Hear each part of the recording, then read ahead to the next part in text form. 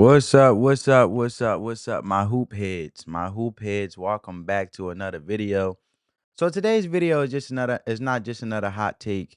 It is not a clickbait reaction. We're cutting through all the noise around this Angel Reese versus Caitlin Clark situation from the Indiana Fever versus Chicago Sky matchup.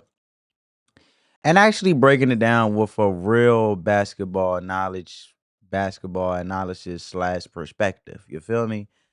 No fluff, no fake outrage, just facts, context, and insight from someone who watches the game with their eyes open, as you can see, because there's a lot of rhetoric and a lot of opinions flying around in regard to the matter. And people have been talking about it. And I let a few days pass, as you guys can see, and now I'm finally ready to speak about it. Now, unless you've been living under a rock, you already probably have already seen, like I said, for the last few days, the viral clips, the Twitter debates, the podcast rants, all of it centered around a foul committed by um Caitlin Clark on Angel Reese.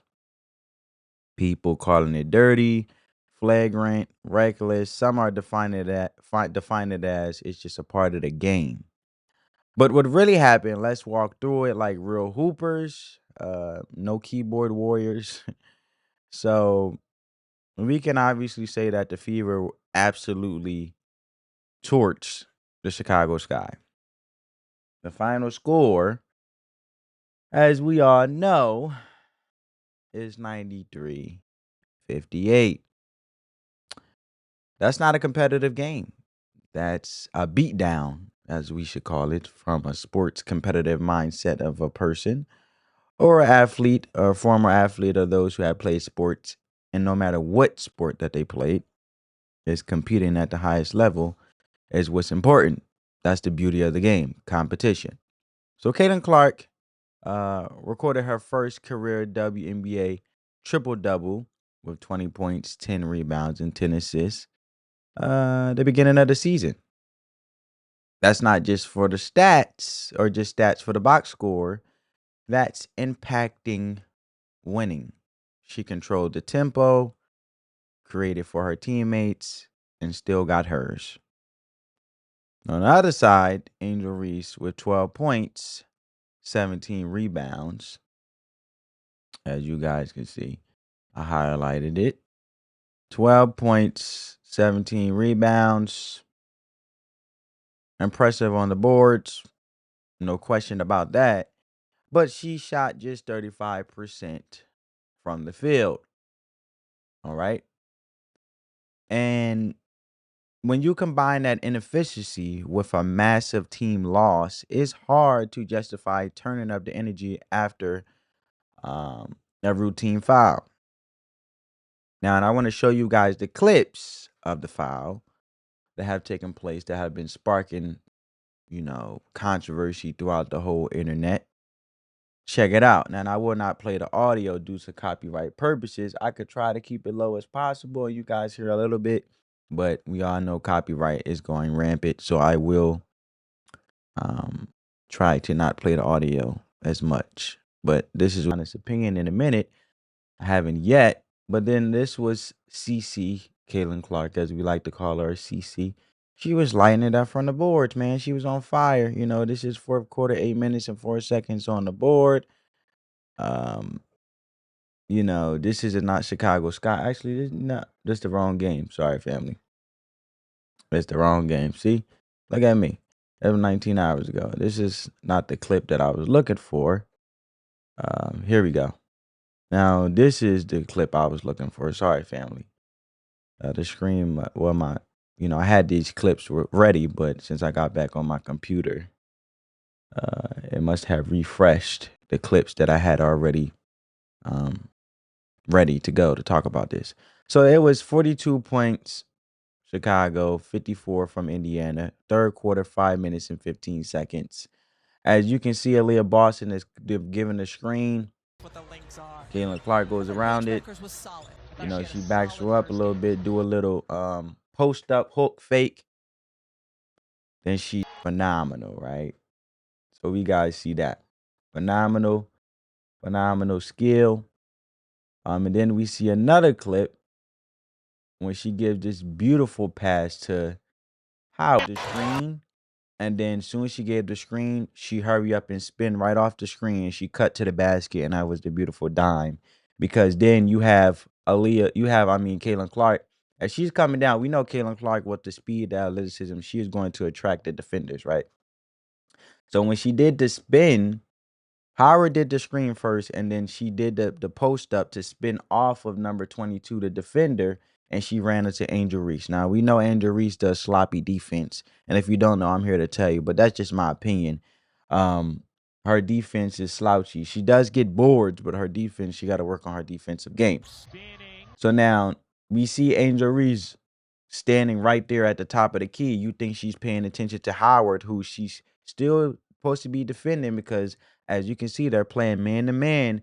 But no, she's so focused on Caitlin Clark because she's phenomenal, and it also attracts a lot of defenders to her, which then could distract.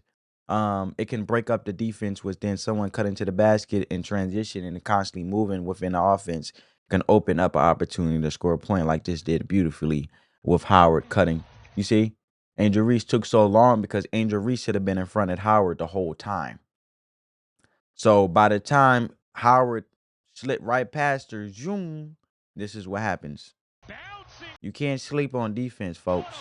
Boom. Beautiful. Phenomenal. So now, my next clip, right? Look at Angel Reese's face after Caitlin Clark buzzer beater. Like, really, bro? You just did that.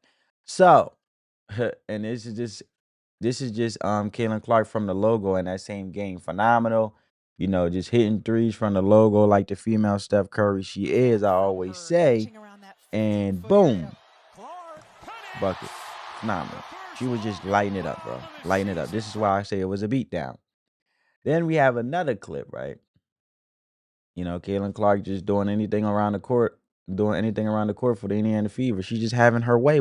And it's somewhat of the same type of style, but it was a beautiful, beautiful pass. Leah Boston did the screen. She cut off the screen. It was a little bit jammed up, you know. And then it was just beautiful how she had passed it between the defense when it was all jammed up. It was a traffic jam right there. If you guys look, you got number 42 standing in front of she's standing on the Cheez-Its logo. So she's near the box, but literally standing at the foul line. She's near the box, the block, but she's standing in the middle of the foul line. So really it's three defenders attracting Caitlin Clark at the same time because the person that Leah Boston screened so Caitlin could get around. She screened the defender that was on Caitlin originally, right?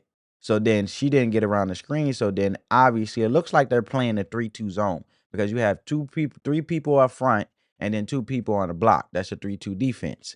So then you'll see Caitlin go around as she broke free from one defender to run into two, number 24 and 42, as they closing in on her. But then beautifully, as Aaliyah Boston breaks through and runs in transition, the three defenders, eventually the one on the block on the left side, end up defending her teammate who was cutting to the basket. So you had two cutters. You had Aaliyah Boston coming off the screen, and then you had number 8 right there. If I'm not mistaken, that's DeWanna Bonner, I think. Let me make sure I got my players right. Okay. Um, you make sure. Oh, that was no. Number 8. I think that's number 8. What's her name? She got the dreads. That looks like let me see, family. Let me see. What's her number right there? The one with the dreads.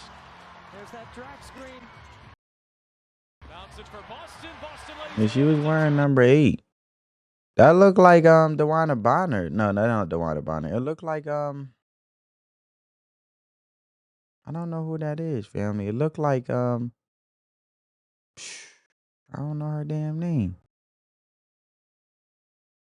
It's not Sophia Cunningham because she out injured right now. She recovering. Who is wearing number 8? Hold on, I'm about to tell y'all right now. I got the box score like I ain't had the box score up. Who was number 8 that night? Not Sophia Cunningham. It can be somebody. She was wearing number 8. You got dreads. Let me see. Let me see. Anyway, what I'm trying to show y'all, family, is let me see if I can show you guys my mouse. 'Cause I want you guys to see what I'm talking about here. My cursor actually. Let me see. Let me see. Okay, y'all ready? You guys can see my mouse now? Okay, there we go. All right. So this is what I was talking about. So you see number 8, she got dread. Look like Kelsey Mitchell ain't that tall because Kelsey Mitchell over there in the corner. That can't be. That's not Kelsey Mitchell because Kelsey Mitchell number is she's I can't remember nothing today. Kelsey Mitchell. That's Kelsey Mitchell is number 0. So she's all the way over there in the corner. Well, whoever this person is, because I can't, it's a couple with dreads. You know, they be having dreads. You got Kelsey Mitchell with dread. It look like it may be Breonna Turner. It got to be Breonna Turner. It got to be. It got to be Breonna Turner. Anyway, what I'm trying to show you guys is this. Let me rewind a little bit. Come on, do. Come on, man. Messing me up, man. Anyway, I just found this beautiful. So look, you have the 3 defenders right here, all in red. So when Caitlin Clark broke free from her defender originally defending her coming down the court, you got Leah Boston setting the screen right here, number 7, right? You go around the screen, it's 2 right here attracting. So then you have this number 8 right here who looks like, and I may be wrong, correct me if I'm wrong, look like Breonna Turner. It look like Breonna Turner. She a little bit dark skinned though. Nah, that I don't know, man. But this person right here on top of the wing on the left side, the Indiana Fever player, her, she can cut to the basket and there could be a layup right there. So then you have one opportunity. Then you have Aaliyah Boston who sets the screen and then rolls off the pick or the screen, who then has another person. And then, or Caitlin Clark could just chuck it. So if you look at it, boom. This defender on the block right here had to attend back to number 8. Then the number 42 was thinking about switching with Caitlin Clark's original defender, who Aaliyah Boston set the screen for. So they were thinking about either closing in, but like I said, when you have a transitional offense, it will break up the defense where somebody's going to be free, and then you'll create scoring opportunities. So the amazing dish through the defense, that's some nasty work because Aaliyah Boston was in between 2 defenders and she was still running and she caught the ball just in time with her arm to go up for the layup. Phenomenal, amazing dime, highlight play in my opinion. Let me know what you guys think. Now, when it comes to this whole Angel Reese situation, right? And this is what Caitlin Clark had to say in regards to the match.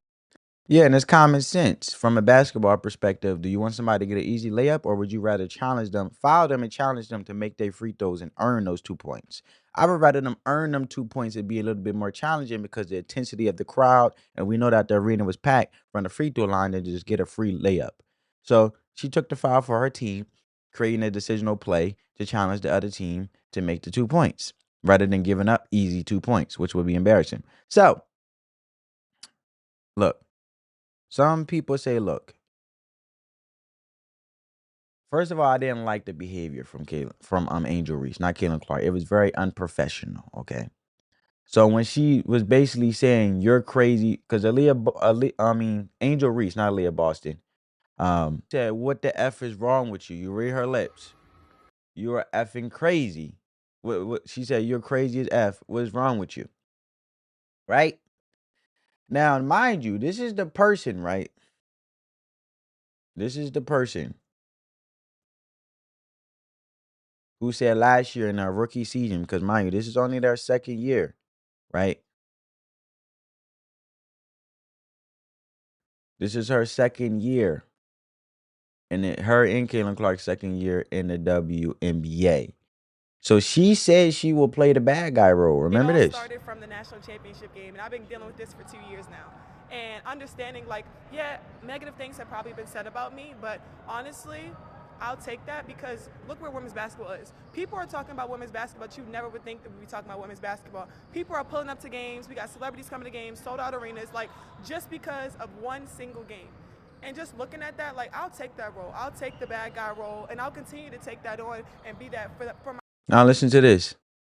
She couldn't take what she dished out because she owned the bad guy role.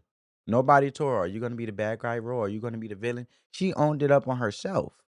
So now the very thing that she says she can handle, she really can't handle because of this unprofessionalism right here shows, and this is the first game of the season where obviously you let a foul get to you and you start wilding out. So can you really handle the very thing that you signed up for is the real question.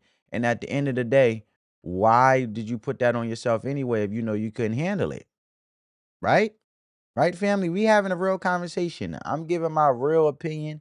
I'm giving my real perspective. I'm keeping it real. Like at the end of the day, right? At the end of the day, why act? Because me leave it all on the floor because then you just look lazy after all. You ain't even tried it. You ain't even tried to challenge the other team.